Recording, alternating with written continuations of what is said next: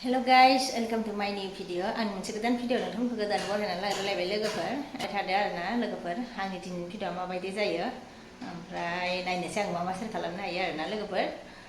बिदिबा आङो दायो स्टार्ट खालामसै आरोना ओमफ्राय लोगोफोर नै दायो संनो रेडि लादो आरोना नै बे जाहैबाय मैथा आरो लोगोफोर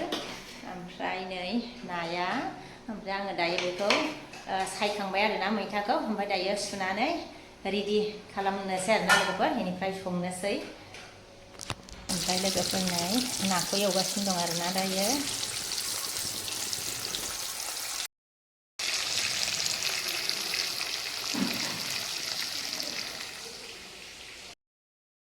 खौ एवखांबाय नै लोगोफोर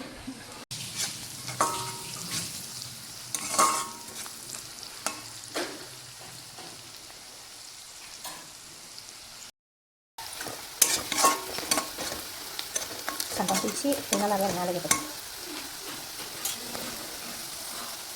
मैथाखौ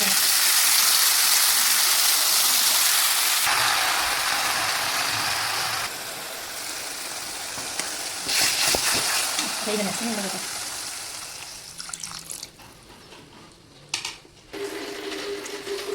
नाखौ हरबाय आरोना नै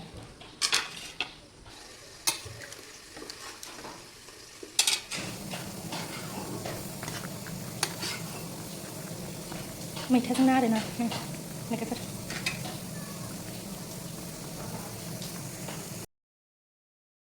आरोना लोगोफोर नै नाजों मैथा संनाया ओमफ्राय नै दुन्दियाबो होबाय आरो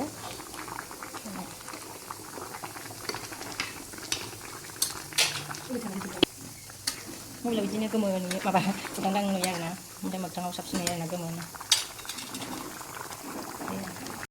ओमफ्राय लोगोफोर नै देलायखांबाय दायो ओमफ्राय थांनोसै आरोना लायनो स्कुलाव फिसालाखौ नैयावनो अमा खादों अमाया